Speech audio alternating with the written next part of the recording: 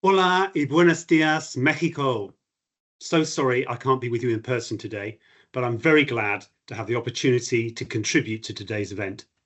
My name is David Mudd, and as Global Head of Digital Trust Assurance at BSI, trusted and responsible artificial intelligence is a subject very close to my heart.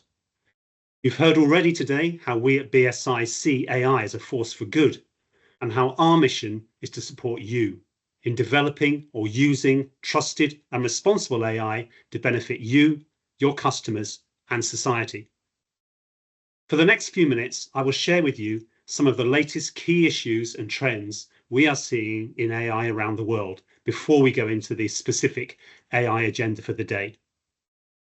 Now, AI, it's a tool, like any other tool. It is there to help us and support us, not to replace us. So what is it that makes it special? Firstly, it is very powerful, with the ability to analyze data and respond to its findings at a rate and scale humans could never do. Secondly, it is easy to access. Any of us right now can access a huge amount of AI-based digital tools on our devices, and that is the issue. It's not so much AI we should be worrying about, but us. As Spider-Man's uncle said to him in the movie, with great power comes great responsibility. And some of the key challenges we face today in AI are linked to how AI is used as much as to the AI itself. Now, the risks and concerns around AI are many. Ethics, bias, and transparency are the core AI issues most discussed. But there are many more. Many factors from safety of automated vehicles and machinery, security, robustness, maintainability, privacy, and I could go on. There are many more.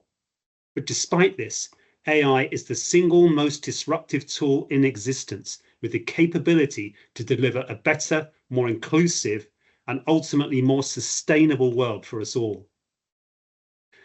Most of the AI news has been about the explosion of generative AI, relatively generic AI systems used to create content. But applied AI solving specific problems has been growing steadily for years, and it's already widely in use. Generative AI, we expect to hit a peak of the hype curve very soon, for which it will slide down dramatically and then recover to a more manageable growth rate. Whereas use of applied AI continues to grow steadily across all industry sectors. AI maturity varies hugely around the world.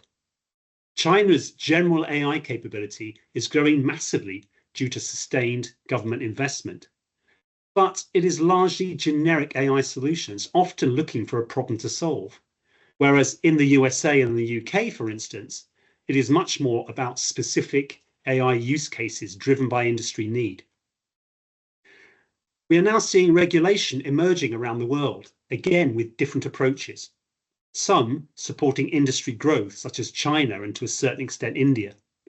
Others focusing on protecting citizens, such as the EU AI Act, the most mature and comprehensive piece of AI legislation in the world. Whereas others, such as the USA, are focusing more on strong regulation to protect government, but with a more relaxed approach to wider AI. Other countries, such as Canada and Australia, are taking a softer approach, focusing on guidelines and voluntary codes of practice at this stage. Now, interestingly, Mexico has been developing a policy on AI for a few years, and the latest proposal for an AI bill is now starting to look more like the EU AI Act. Likely not as far-reaching, but that's not necessarily a bad thing. But using a similar risk-based approach with focus on what is defined as high-risk AI. As I mentioned earlier, risks around AI touch on areas such as privacy and safety, which are already covered by extensive legislation, and that gives a further dimension to the complex legal risks around AI.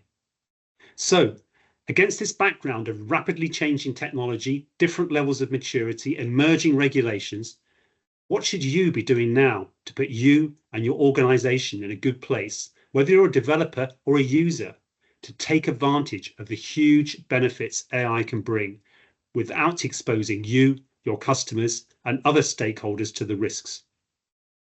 We will be sharing valuable insight on this through the day, with the agenda items on AI governance and then AI terms and concepts being two of the essentials you will need. But if there's one further point I would like you all to take back from today, it is this. Your AI strategy should be linked to your business strategy. How will you use AI to deliver improved or new services? Now start small, but think big. And from there, take a long, hard look at those risks, the cost of mitigation, and your residual risk. Only then will you understand the return on investment for your business and the way forward to be a trusted and responsible user for AI for a smarter and more sustainable world for us all. Enjoy the rest of your day, and thank you.